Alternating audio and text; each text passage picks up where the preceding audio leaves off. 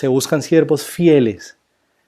Y el día de hoy quisiera invitarles a considerar en un primer paso cómo se puede definir la iglesia en términos de su relación con Dios, con Jesús propiamente. ¿De qué manera en una frase pudiéramos definir quién es la iglesia respecto de su relación con Jesús? Y creo que esto nos va a abrir la puerta para lo que mismo la palabra quiere darnos el día de hoy. No sé quién quiere abrir su micrófono y en una frase decirnos cómo se podría definir la iglesia respecto de su relación con Cristo. Él es la cabeza, Jesús es la cabeza de la iglesia, y el término griego cabeza es como acá, no sé, en Argentina dicen los cabezales del puente, porque donde soporta todo el puente.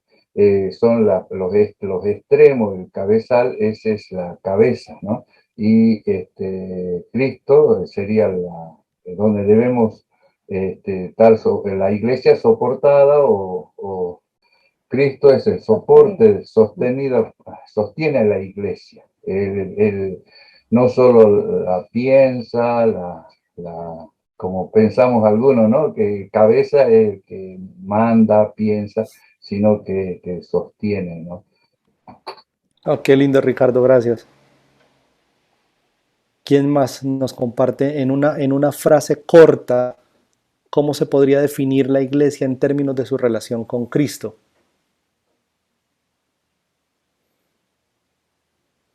Leonardo. Buenos días, bendiciones. Como es corto, la palabra dice que Jesús es la imagen visible del Dios invisible. Y yo lo relacionaría que en este momento la iglesia es la imagen visible del Dios invisible.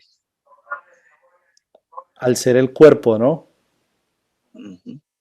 Gracias, Leo. Sí. ¿Quién más? Es también su amada, su escogida.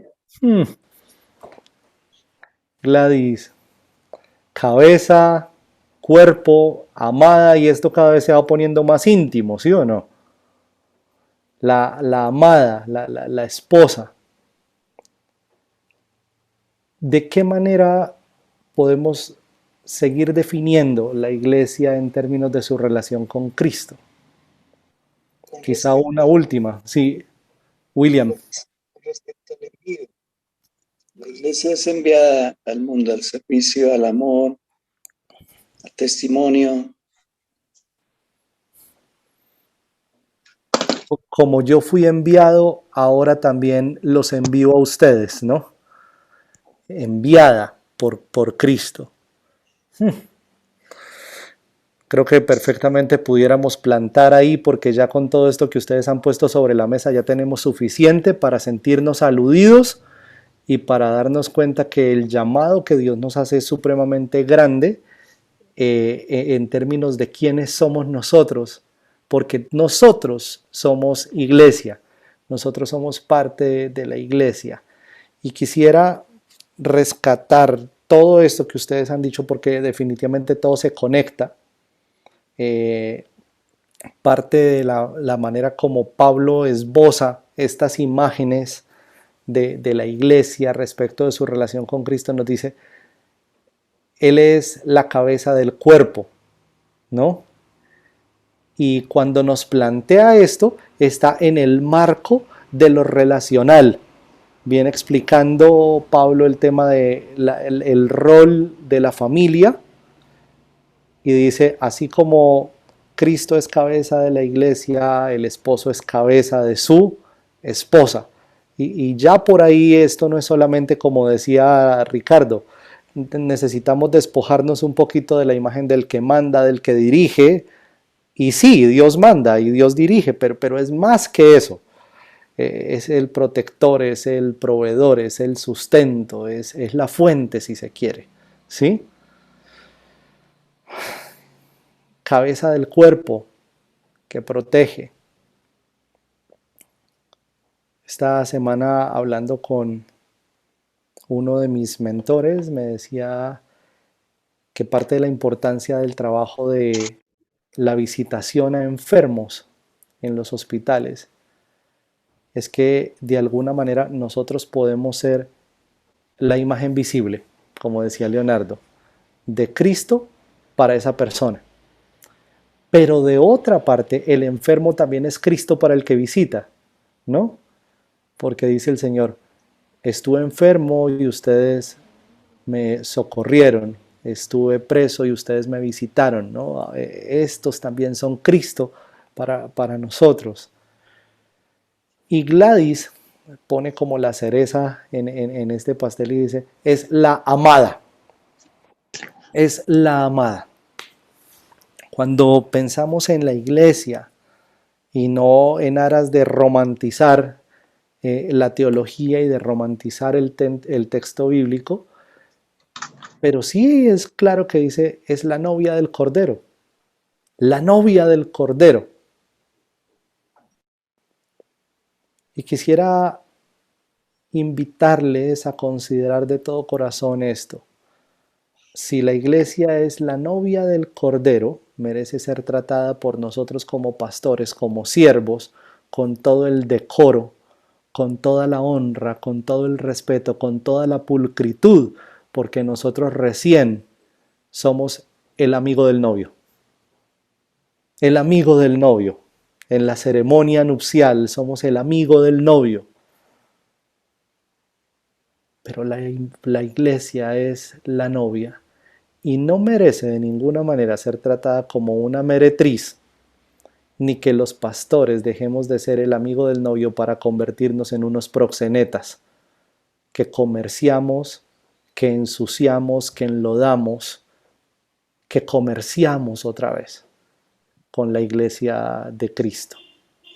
Y eso al día de hoy merece ser puesto sobre la mesa cuando la iglesia vive tantas y tantas tensiones y nosotros como pastores no estamos exentos de ellas, ¿no? El texto bíblico que quiero compartir con ustedes el día de hoy está en Primero de Crónicas, capítulo 21. Primero de Crónicas, capítulo 21. Primero de Crónicas 21, del 1 al 8, y voy a leer de la Nueva Traducción Viviente. Dice la palabra del Señor así. Satanás se levantó contra Israel y provocó que David hiciera un censo del pueblo de Israel. De modo que David le dijo a Joab y a los comandantes del ejército, hagan un censo de todo el pueblo de Israel desde Beerseba en el sur hasta Dan en el norte y tráiganme un informe para que yo sepa cuántos son. Pero Joab respondió, que el Señor multiplique el número de su pueblo 100 veces. Pero ¿por qué mi señor el rey quiere usted hacer tal cosa? ¿Acaso no son todos servidores suyos? ¿Por qué hará que Israel caiga en pecado? Sin embargo, el rey insistió en que levantaran el censo, así que Joab viajó por todo Israel para contar al pueblo. Luego regresó a Jerusalén y le informó a David el número de personas. Había en todo Israel 1.100.000 guerreros que podían manejar una espada y 470.000 en Judá. Pero Joab no incluyó a las tribus de Leví y Benjamín en el censo, porque estaba muy afligido por lo que el rey le había ordenado hacer. Dios se disgustó mucho por el censo y castigó a Israel por haberlo levantado. Entonces David le dijo a Dios, he pecado grandemente al haber hecho el censo, te ruego que me perdones por mi culpa, porque he cometido esta gran tontería. Amén.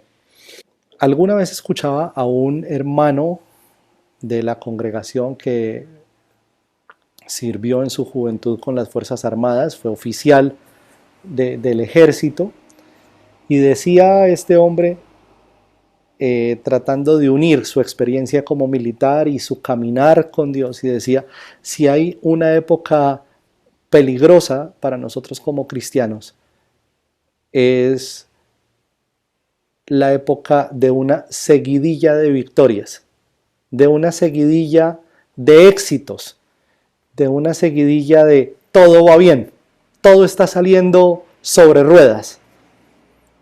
porque de alguna manera esa seguidilla, esa sucesión de éxitos invita a caer como en un letargo y de alguna manera nos invita a pensar como que es obligación de Dios seguir bendiciéndonos de la manera que nosotros lo deseamos, como que está obligado Dios a mantener ese bienestar, está obligado Dios, y más aún nos invitaría a pensar también que nosotros gozamos de algún tipo de privilegio que hace que Dios a nosotros nos trate con más laxitud que a otros. Y este capítulo 21 viene después de que el cronista nos relata desde el capítulo 18 una serie de victorias. De hecho, en la Nueva Traducción Viviente, el título que puso ese comité traductor al capítulo 18 es Las victorias militares de David. Y de ahí en adelante, hasta el capítulo 21, es victoria, victoria, victoria.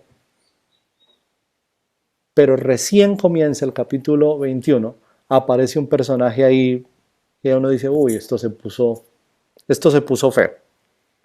Dice, y Satanás se levantó contra Israel. ¿De qué manera se levanta Satanás contra Israel? Dañando la definición que debiera tener el pueblo de Israel en el corazón de David. Me explico, el día de hoy comenzamos diciendo cómo se puede definir la iglesia en términos de su relación con Cristo. Y dijimos, Cristo es la cabeza, nosotros el cuerpo, Cristo es el que envía, nosotros los enviados, Cristo es el novio, la iglesia es la amada novia del Señor. El pueblo de Israel, dicho por Dios mismo, mi especial tesoro,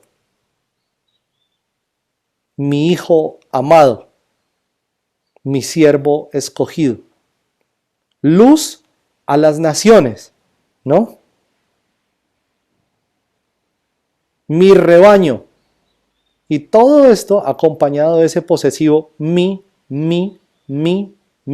es mío. Pero parte de lo que mismo se propone Satanás es entenebrecer el entendimiento de David, para que por un segundo olvide que el pueblo de Israel no es de Dios y que comience a pensar que el pueblo de Israel es suyo propio. Una de las formas como en la antigüedad se veía el censo es que se levantaba un censo para proyectar nuevos tributos. Se levantaba un censo para saber cuántas personas podrían ser incorporadas en forma obligatoria al ejército. Y se levantaba un censo para también tener mano de obra obligatoria a favor del reino. Pero todo esto terminaba en una carga que se ponía sobre el pueblo, ¿no? De manera que cuando se levantaba un censo, ya anticipadamente se sabía que algo muy fuerte venía para las personas que integraban esa nación. Y noten ustedes que cuando David llama a sus generales, a sus oficiales para decirles, vayan a realizar esta tarea, Joab es el que se levanta para decir, rey, que Dios te bendiga y que Dios multiplique el pueblo de Israel hasta 100 veces más. Pero ¿por qué quiere usted hacer tal cosa? ¿Acaso ya el pueblo de Israel no sirve para usted? ¿No son sus siervos? ¿Acaso ya no hay suficiente ejército, ya no hay suficiente tributo? ¿Por qué quiere usted que todo Israel caiga en pecado de cuenta de esto. Y la noción esta de no provoque la ira de Dios estaba presente en el corazón de Joab. Un general, en este caso, llega a tener más clara la identidad del pueblo de Israel que el mismo rey. Un hombre que está en la primera línea de batalla, un general, un tropero, pudiéramos decir, que está allá poniendo el pecho en la guerra, tiene claro que el pueblo de Israel es de Dios. Y el rey, que se supone debiera tener mucha más lucidez en ese sentido, pierde esa noción y comienza a tratar el pueblo de Israel como si fueran cabezas de ganado. Una de las cosas que ocurre en nuestro medio evangélico al día de hoy, ya no pueblo de Israel, pero sí Iglesia del Señor, nos relacionamos en términos de estadísticas con la iglesia. ¿En qué momento dejamos de percibir a la iglesia como todo esto que mencionamos y que lo sabemos? Es la novia, es el cuerpo de Cristo, es la enviada del Señor, piedras vivientes con las cuales el Señor está levantando un edificio, ¿sí? ¿En qué momento nos tragamos entero el cuento de que la iglesia es simplemente una empresa que debe cumplir unas metas y que debe regirse por una productividad, por una utilidad y por unas estadísticas que sean favorables? Hermano, ¿cuántas personas tienes en tu congregación? Y eso cuando se personaliza todavía. ¿Cuántas personas? Porque a veces es, ¿cuántos tienes? O sea, ¿cuántos qué? ¿Cuántos qué? Ya ni siquiera son personas, pero números, ¿no? Y en ocasiones los que mismo estamos promoviendo ese trato hacia la iglesia somos nosotros, pastores. Somos nosotros, siervos del Señor. Que en lugar de ser fieles al Señor, en lugar de ser fieles al novio de la iglesia, estamos comenzando a usurpar ese lugar de novio y estamos comenzando, perdónenme la expresión, si suena fuerte o lo que fuera, pero estamos comenzando a manosear a la novia del Cordero. ¿Para qué? Para llenar el corazón de ego, de humo la cabeza y pretender que somos nosotros los que de alguna manera hemos provocado, hemos producido tal crecimiento en la congregación. Tengo tantos. Y eso se debe, y comenzamos a argumentar cada uno nuestra estrategia. El discipulado, la evangelización, los grupos pequeñitos, lo que quieran. Y se nos olvida que al final de cuentas, tanto en el libro de Hechos como en la actualidad, es Dios el que añade a su iglesia cada día los que han de ser salvos. No son nuestras estrategias. David se levanta después de una seguidilla de victorias con el corazón envenenado de sí mismo, ¿no? Un ego, y que Satanás no tiene que hacer mucho para conseguir su cometido, ¿no? Un censo. ¿Y qué tiene de malo que contemos la membresía? ¿Y qué tiene de malo que sepamos cuántos somos en realidad? ¿Cuál es el propósito de eso? Y ahí es donde está el tema. ¿Cuál es la motivación para hacer tal cosa? ¿Quiere contarlos para saber cuántos están en necesidad y salir a ayudarlos? ¿Quiere contarlos para saber cuántos están sufriendo y quiere ir a orar? ¿Quiere contarlos para saber cuántos están enfermos y necesitan algún tipo de apoyo o de ayuda? ¿Quiere contarlos para saber cuántos matrimonios en crisis y de alguna manera intervenir, orar, apoyar en un proceso de restauración? ¿O simplemente quiere contar por saber cuántas cabezas de ganado tiene, para seguirse dando aires de grandeza y decir es que mi ministerio es supremamente exitoso? Y se nos olvida que ni siquiera el ministerio es de nosotros. Nada es de nosotros.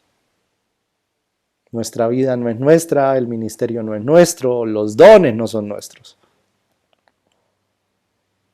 Simples administradores somos. Ahora, ¿qué pesa más? ¿Voz de general o voz de rey?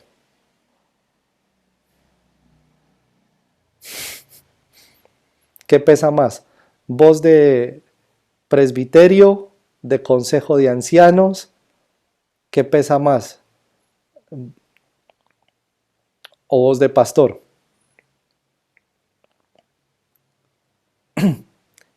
Y si ya no es simplemente un pastor de parroquia, sino que llega a tener algún tipo de dignidad más grande, qué sé yo, en la región, en el país, ¿qué pesa más? Joab le presenta su objeción a David, pero al final de cuentas rey es rey y se hace lo que el hombre dice. Cuando llega, el balance en números es halagador y todavía los estudiosos no se terminan de poner de acuerdo si verdaderamente existía 1.100.000 personas para las armas en Israel en ese momento de la historia. Algunos dicen que ni siquiera podría llegar a los 500.000 porque la población, la densidad poblacional en Israel para la época no podría ser tal. Pero lo cierto es que está hablando de una cifra inmensa de hombres que podrían ya tomar las armas para salir a la guerra. 1.100.000 en Israel, 470.000 en Judá. Y quedaron dos tribus sin censar, no porque David hubiera querido dejarlas, sino porque Joab tuvo escrúpulos en ese momento y dijo, con estos no me meto. No estoy de acuerdo con lo que el rey está haciendo, y note cómo este hombre, en la medida de sus posibilidades, intenta ser fiel al Señor. Anteriormente, hay una situación donde otro general le da una lección de integridad también a David. Urías Eteo.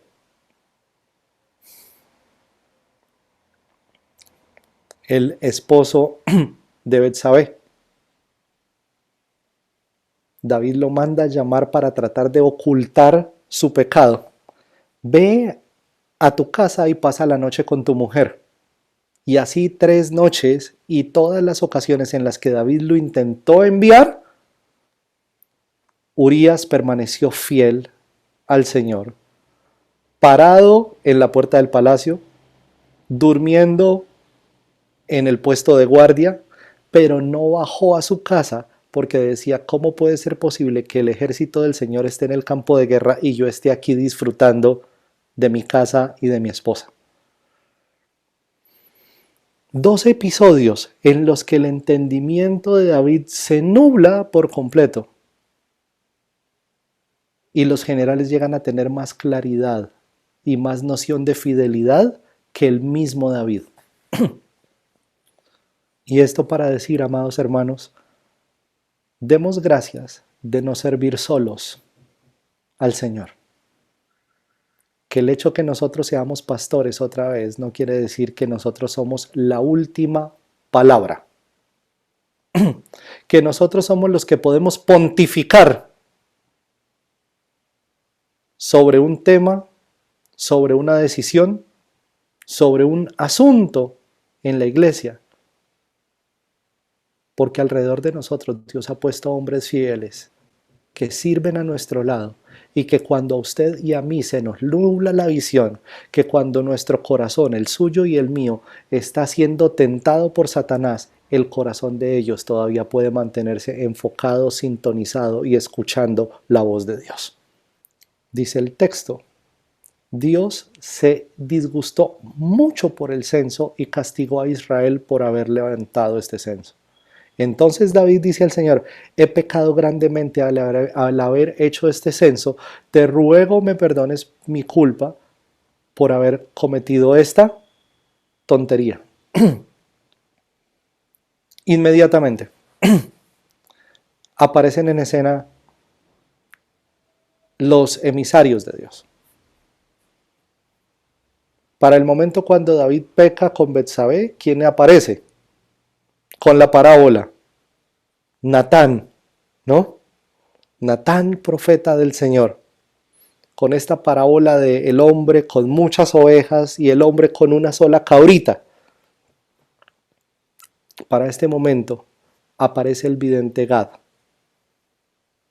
Hombres de Dios, con una palabra puntual, con una palabra clave en ese momento. Y en esta ocasión, el mensaje que Dios trae a través de Gad es esta. Estas son las opciones que Dios te da. Puedes elegir entre 3 años de hambre, 3 meses de destrucción a espada de tus enemigos, o 3 días de una terrible plaga durante la cual el ángel del Señor traerá devastación por toda la tierra de Israel.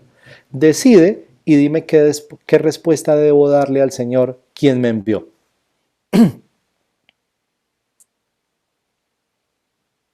Y eso va como que de morita habrá pero rebajita no, ¿sí? De morita habrá pero rebajita no. Escoge. 3 años de hambre, 3 meses de guerra con tus enemigos, donde esa seguidilla de victorias va a desaparecer.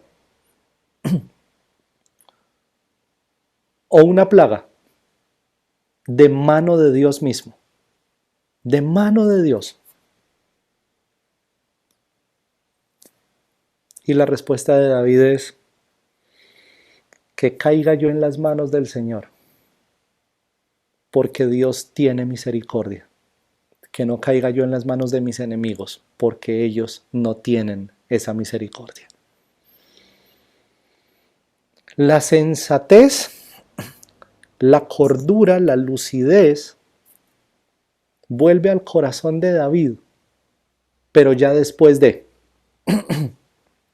Vuelve a tener claro que Dios es fiel y misericordioso, pero ya después de que él ha sido infiel y ha levantado un censo.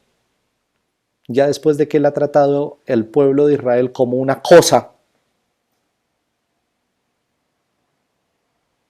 Después de que él ha suplido su necesidad de ego con el pueblo de Israel. Vuelve la cordura para decir, Dios siempre tiene misericordia. Y como Dios es misericordioso, pero también es justo, efectivamente esta plaga viene, arrasa con un montón de gentes, 70,000 personas.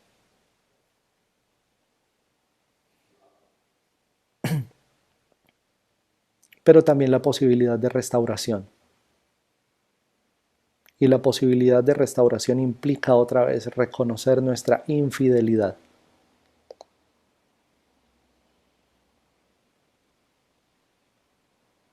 Una de las maneras como nosotros bien pudiéramos estar cosificando la iglesia del Señor es que ya se aproximan campañas electorales, hermanos. Y los políticos saben reconocer idiotas útiles a kilómetros de distancia. Y saben prometer. Y sí que saben de eso. Y saben dar, entre comillas, favores y han logrado reconocer que la iglesia de Cristo, ojo, la iglesia de Cristo, es una masa importante que si se la pone de acuerdo y se la echa al bolsillo, como decimos coloquialmente, pueden lograr sus metas. Pastores, recuerden por favor que la iglesia es la iglesia de Cristo, no es su ganado personal. Que la iglesia fue sellada con el Espíritu Santo, no sellada con las iniciales suyas ni mías. Que el púlpito nos fue dado para predicar y anunciar el nombre de Cristo y no para hacerle campaña a nadie. Que la corona que nos espera está en el cielo. Y que por prometedora o halagadora que sea la promesa de un político, ninguna de esas cosas va a lograr ponerse al nivel de la corona que Cristo tiene reservada para aquellos que son fieles a su nombre. No cosifiquemos la iglesia del Señor. No la usemos para beneficiarnos nosotros mismos. No saciemos nuestra hambre de ego, hablando de lo numerosa, de lo voluminosa, de lo espléndida que es nuestra congregación, nuestra, porque acuérdense que no es nuestra, sino que le pertenece a uno solo, que es Cristo. Él fue el que murió por la iglesia, no nosotros. Él es la cabeza, no nosotros. Él es el príncipe de los pastores, no nosotros.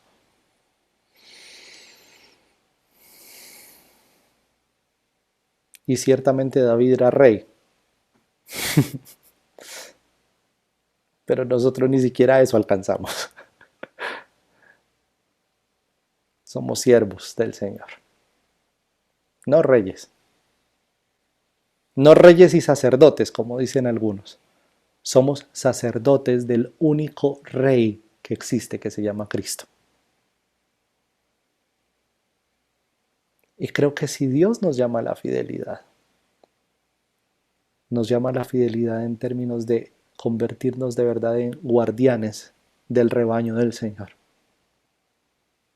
Y no en el infiltrado que le abre la puerta al lobo para que venga y haga de las suyas.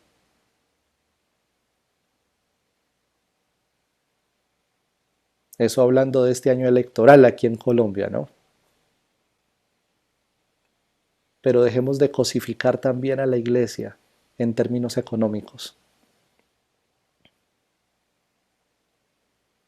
Parte de lo que emociona el corazón de muchos al pensar en una congregación numerosa es que necesariamente dice congregación numerosa directamente proporcional a ingresos voluminosos. ¿En qué momento dejaron de ser importantes las almas y se volvió prioritario el bolsillo?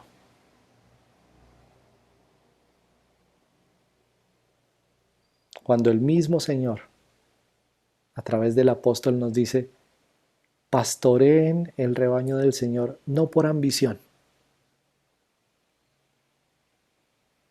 No por ambición, sino por amor a las almas.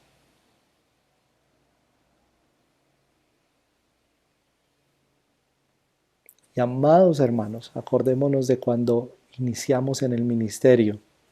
Y capaz que uno de los textos que orábamos y que estaba presente en cada reunión, cuando recién éramos 2 o 3 y decíamos, Señor,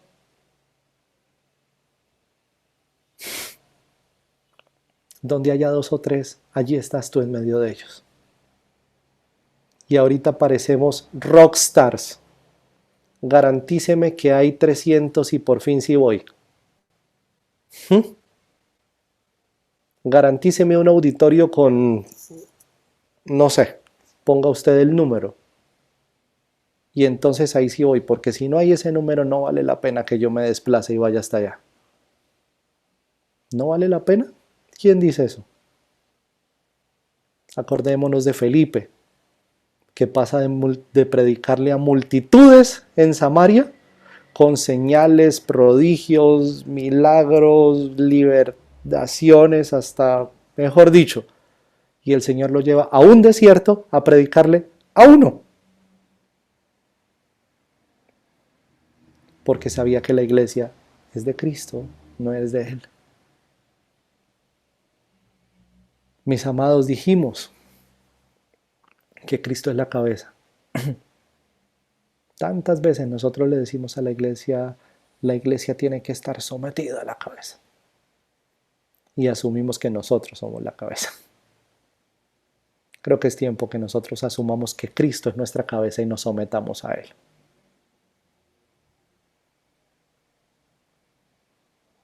Si decimos que Él es el dueño, es mi dueño, luego no querramos hacer con nuestra vida lo que nos viene en gana porque tenemos un dueño que es el que determina qué hacemos y qué no hacemos. ¿Cuál es el estándar del éxito? ¿Tener un pueblo numeroso alrededor de nosotros? ¿O hacerle caso a la voz de Dios? ¿Cómo David puede ser sensible a la voz de Dios en las guerras? Quédate quieto y escucha. Cuando oigas el viento en la cima, en la cumbre de los árboles de balsamera, entonces entenderás que ya es tiempo de atacar.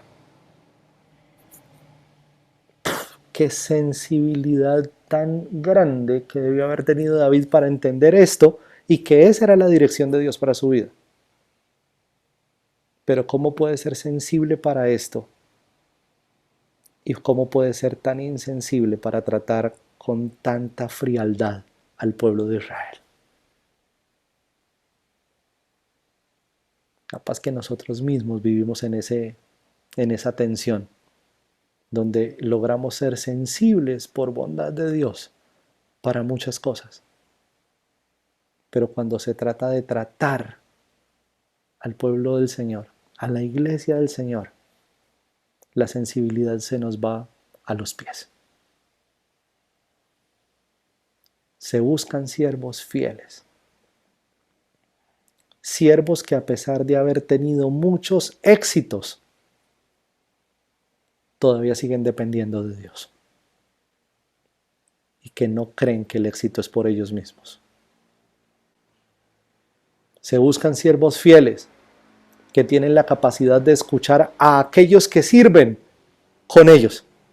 No hagas esto, rey, dijo Joab. Capaz que en nuestro equipo de trabajo, en nuestro equipo ministerial, hay personas que están diciendo, pastor, por favor, no haga esto. Hermanos, seamos sensibles a la voz de Dios.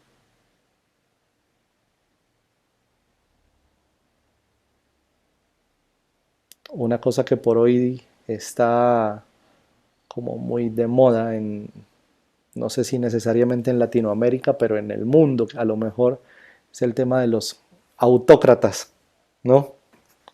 Y cada quien quiere enarbolar banderas de unos liderazgos y unos gobiernos donde nadie puede opinar, donde nadie puede inmiscuirse. Y capaz que nosotros como iglesia del Señor decimos, uy, eso es horrible. Algunos incluso citan los proverbios y dicen, cuando gobierna el tirano, y estamos viendo la paja en el ojo ajeno. Pero ¿y si nos miramos nosotros en nuestro ejercicio ministerial, será que nosotros estamos siendo esos tiranos para el pueblo de Dios? ¿Será que nos estamos de a pocos convirtiendo en esos pastores autocráticos a los que no se les puede decir absolutamente nada?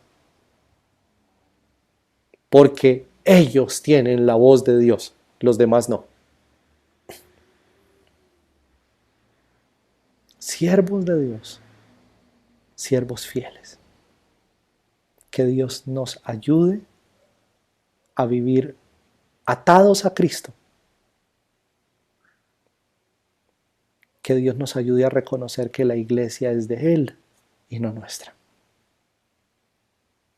Y como les decía hace un rato, que Dios nos ayude a entender que la iglesia es la novia de Cristo, no es una prostituta a la cual nosotros podemos utilizar para nuestros beneficios.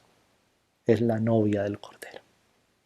Y Cristo viene por una novia limpia, sin mancha, sin arruga y sin cosa semejante. Que Dios nos bendiga y nos ayude a andar en fidelidad, mis hermanos.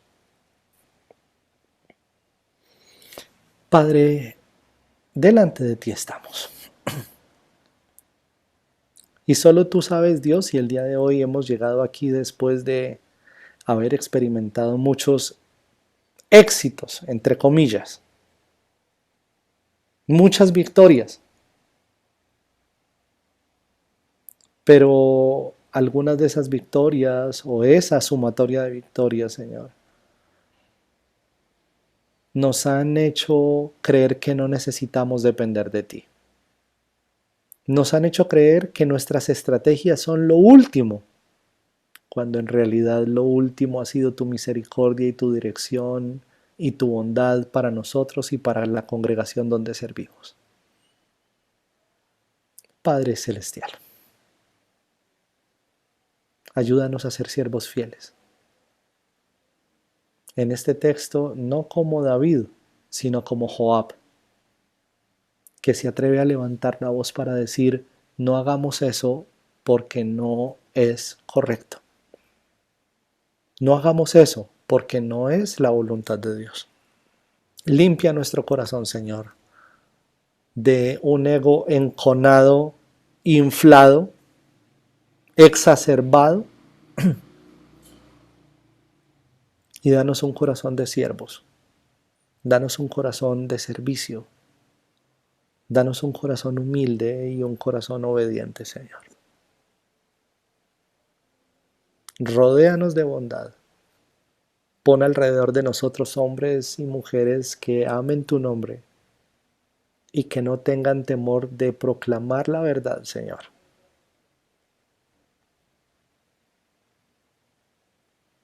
Y que cuando a nosotros se nos nuble la visión, estas personas logren ser para nosotros tu voz y tu consejo y tu guía. Gracias por esta mañana, Señor. Y gracias por tu voz. Bendito sea tu nombre, Señor. Amén.